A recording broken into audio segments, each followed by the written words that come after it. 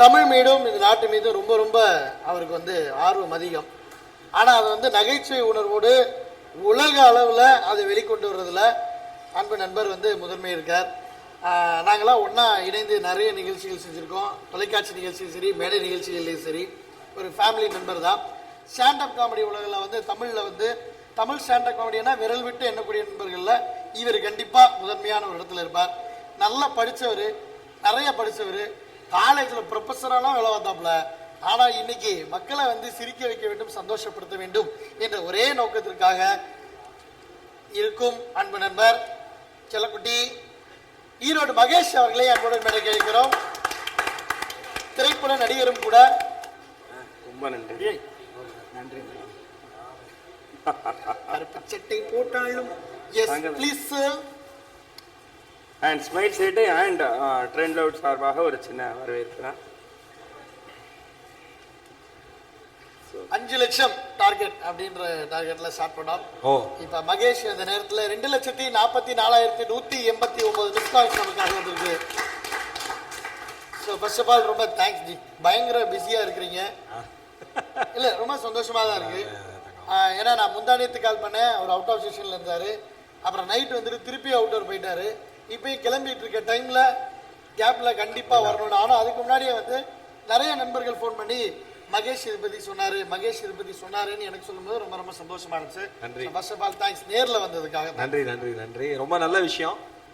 நம்ம ஸ்மைல் சேட்டை இன்னைக்கு வந்து இணையதளத்தில் யார் யாரெல்லாம் இருக்காங்களோ அவங்க வந்து இந்த பேருக்கு ரொம்ப ரொம்ப இணக்கமானவங்க அப்படின்னு எல்லாருக்குமே தெரியும். அடுத்ததாக வந்து ட்ரெண்ட் லவுட், இருவரும் சேர்ந்து செய்கிற இந்த வெய் ராஜா மை. முதல்ல இந்த பேரே ரொம்ப நல்லா இருக்கு. அதுக்கே என்னுடைய ஸ்மைல் சேட்டையினுடைய தனிப்பட்ட அடையாளம். அதுக்கு என்னுடைய மனமார்ந்த வாழ்த்துக்கள் எல்லாருக்குமே. ஏன்னா பொதுவாக அந்த இன்டலெக்சுவல் டாக் அப்படின்னு சொல்லுவாங்க. சும்மா டீ கடையில் நின்றுட்டு பேப்பர் பிரிச்சுக்கிட்டு நாட்டுக்கு என்ன செய்யலாம் 4 மணி நேரம் பேசிவிட்டு டீக்கு வந்து கடன் சொல்லிட்டு கிளம்பி வீட்டுக்கு போய் பழையபடி வேலையை பார்க்குறதுல நாட்டுக்கு எந்த நன்மையும் கிடையாது. இந்த மாதிரி நல்ல விஷயங்கள் பண்ணுறதுல மட்டும்தான் நாட்டுக்கு நன்மைங்கிறதுல எனக்கு வலிமையான நம்பிக்கை உண்டு. அதனால் நான் மட்டும் இல்லை, என்னை போல் யார் யாரெல்லாம் உணர்வாளர்கள் இருக்காங்களோ அவங்க அத்தனை பேருமே உங்களுடைய உழைப்புக்கும் உங்களுடைய முயற்சிக்கும் துணை நிற்பாங்க. கலக்குறீங்க. நீங்கள் கோவப்பட்டு பார்க்குற விஷயம்னு என்னென்ன இருக்குது இந்த நாட்டில்? கோவப்படுத்துறது உங்களை ரொம்ப நாட்டையே கோவப்பட்டு தான் பார்க்கணும். அது கரெக்டு தான். என்ன விஷயம் ரொம்ப தாக்கம் ஏற்படும்? ஏப்பா இதாவது செய்யலைப்பா அப்படின்னு இந்த மக்கள்கிட்ட சொல்றேன்னா இந்த அடிப்படை கழிவறை வசதிகள் கூட இன்னும் எந்த கவர்மெண்ட் ஒன்றும் பண்ண முடியாது. வந்து மிகப்பெரிய மன வருத்தத்தை தொண்டு பண்ணும். இன்னும் சாதாரண கிராமங்களில் நம்ம வந்து எந்த கிராமம் இந்தியாவில் எந்த மூலையில் எந்த பெரிய சிட்டியிலேருந்து ஒரு 100 கிலோமீட்டர் தள்ளி போகிற எந்த கிராமத்துலையும் வந்து ஒரு குழந்தைக்கோ பெண்களுக்கோ வந்து ஒரு கழிவறை வசதி கூட இல்லாத ஒரு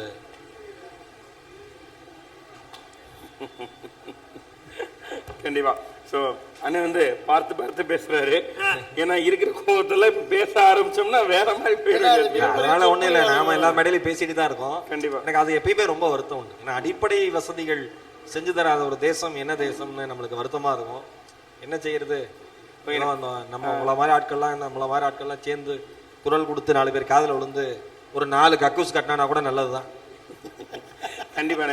அண்ட் நீங்கள் வந்து நிறைய மாணவர்கள் கூட இன்டராக்ட் பண்ணியிருக்கீங்க. உங்களை மாதிரி ஒரு வாத்தியார் வந்துட்டாக்க ரொம்ப ஜாலியாக எப்படி இருந்தாலும் கிளாஸ் வாங்கியிருக்கு. ஸோ பசங்களும் நிறைய விஷயங்களை உங்கள்கிட்ட ஓப்பனாக சொல்லியிருப்பான். இன்றைக்கி இருக்க யங்ஸ்டர்ஸ்னுடைய மைண்ட் செட்டை பொறுத்தவரையும், அதாவது வெளியில் பேசுகிறது வந்து எவ்வளோதான் வந்து அரசியல் வரணும்னு பேசினாலும் கூட அதுக்கான எந்த விதமான ஒரு முயற்சி கூட எடுக்க முடியாத நிலையில தான் அவங்க இருக்காங்கன்றது பொதுவான கருத்தாக இருக்குது. இதை மாற்றி அவங்க அரசியல் வர வைக்கணும் அப்படின்னா என்ன பேசணும், என்ன சொல்லணும்? இல்லை என்னன்னா, இப்போ நீங்கள் நல்ல கேள்வி. இதை மாற்றி வர வைக்கிறதுங்கிறது வர எல்லாருக்குமே உங்களுக்கு ஆசை இல்லையா, எனக்கு ஆசை இல்லையா, அரவிந்துக்கு ஆசை இல்லையா? நம்ம 3 பேர் உதாரணமாக எடுத்துக்கலாம். இதை விட ஒரு 3 கோடி பேர் வரதுக்கு ஆசையாக தான் இருக்காங்க. ஆனால் எல்லாத்துக்கும் வந்து குடும்பம்னு ஒன்று இருக்குது.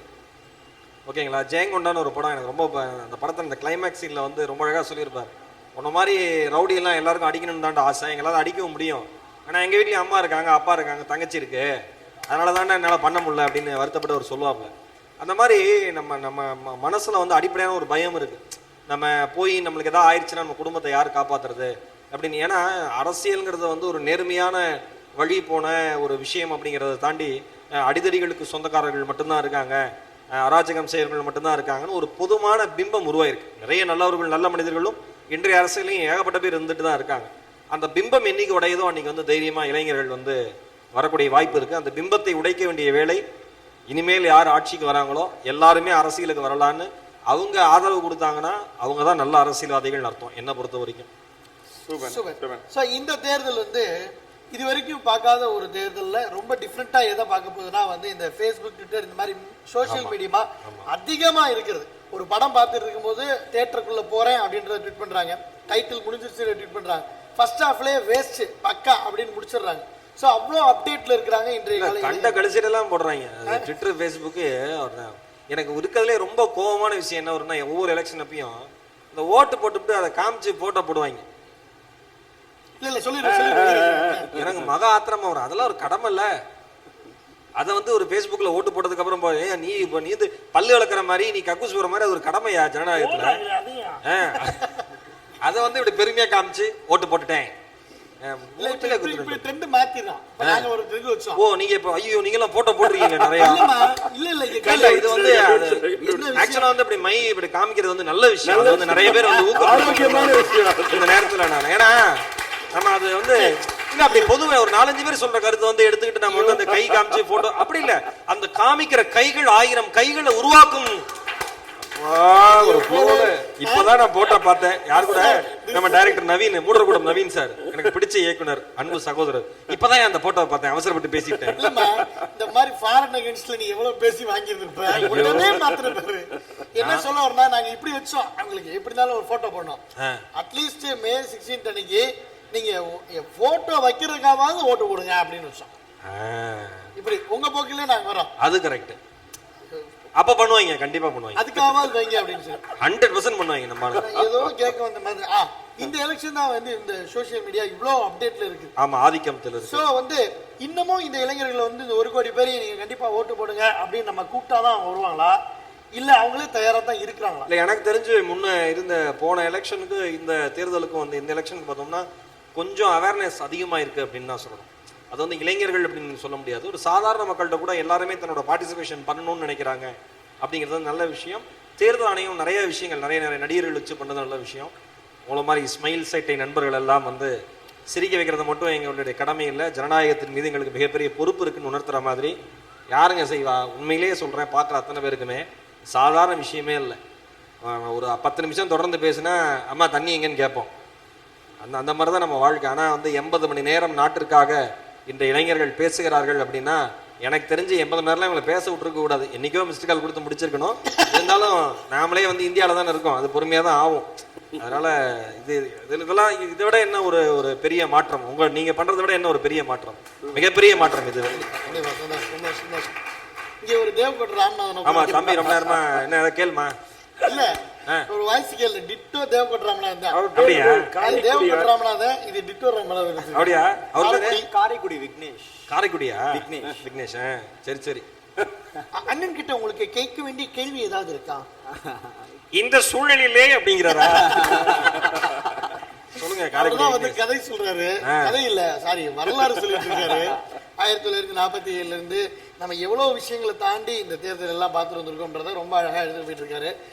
ஆரம்பத்துல வந்து நிறைய பேர் என்ன இப்படின்றத மாதிரிலாம் மாறி இவர் எப்போ வருவாரு, இவர் எப்ப விஷயங்களை சொல்ல. நான் பாத்திருக்கேன், பேர் தான் தெரியல, கோச்சிக்காதீங்க நண்பா. பேர் தானே, பேர்லாம் இன்னும் எனக்கும் அரவிந்துக்குமே நிறைய பேர் குழப்பிப்பாங்க. அவரை போய் ஈரோடு மையம் என்ன வந்து அரவிந்த் தாங்க அவரும் சொல்லி போவாங்க. நான் இருக்கும்போது சார் 1 கிலோ வருது அற்புதம் அப்படின்வாங்க. என்னைய வந்து காலேஜ் ப்ரொஃபஸர் நீங்க தானே. நான் என் காலேஜ் நான் ஒரு நாள் நைட்டு தான் விக்னேஷை பார்த்தேன்.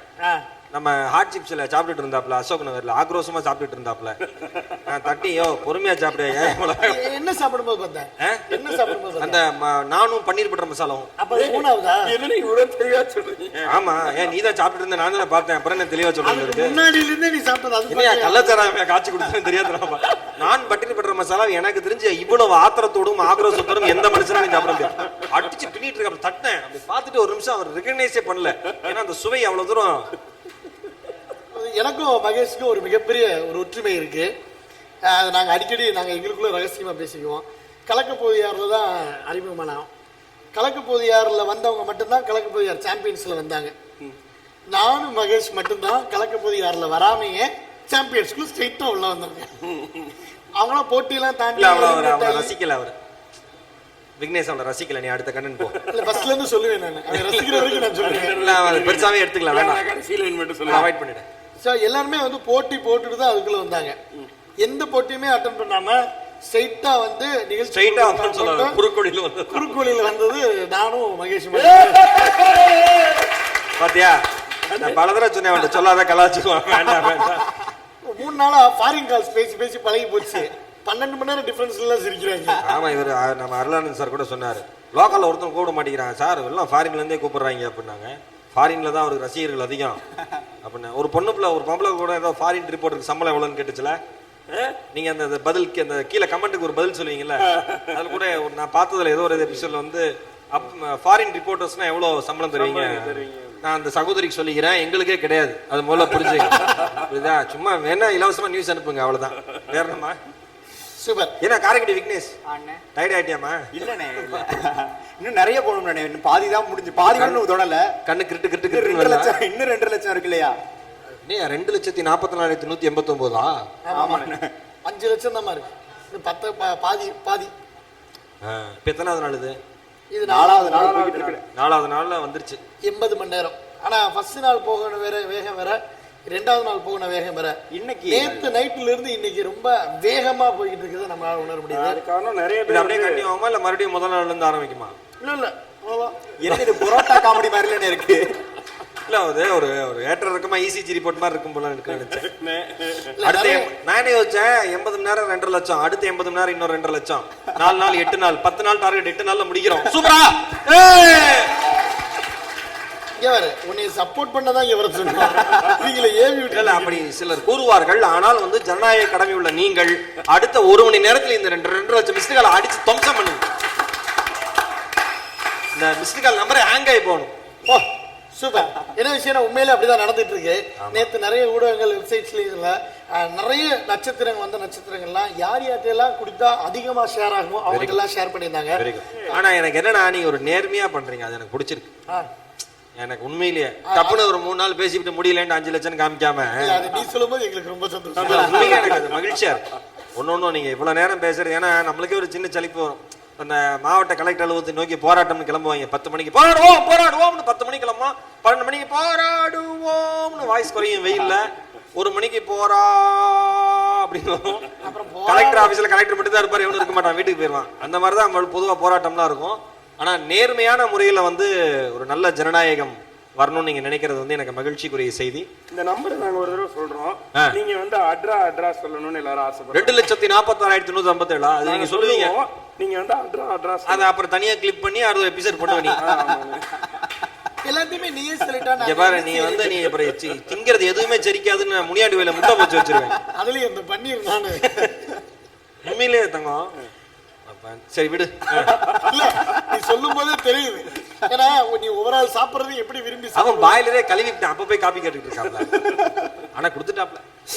ஏன்னா அடுத்த எபிசோட்ல அவனை பத்தி பேசுனா நீங்க சொல்லுங்க விக்னேஷ் நம்பர் சொல்லுங்க. எஸ் நம்ம இந்த டைம்ல வந்து 2,46,157 சூப்பர் அட்ரா அட்ரா அட்ரா அட்ரா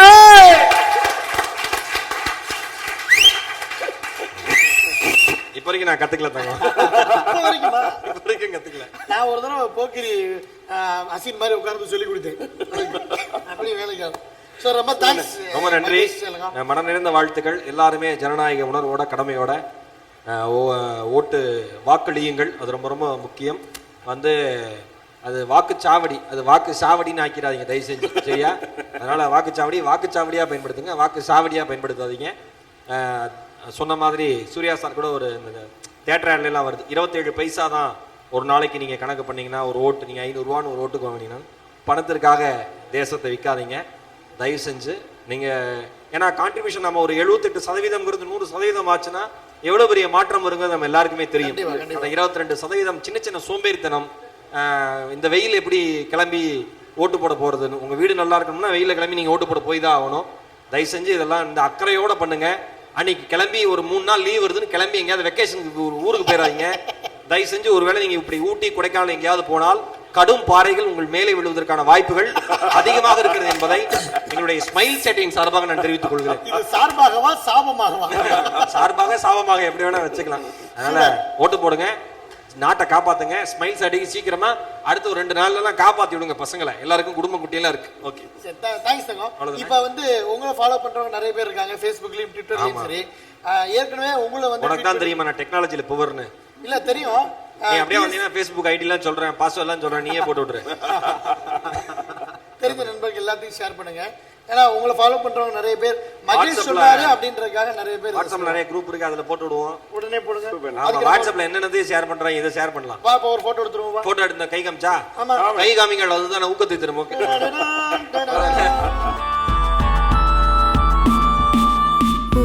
கடமையல்ல பெருமையா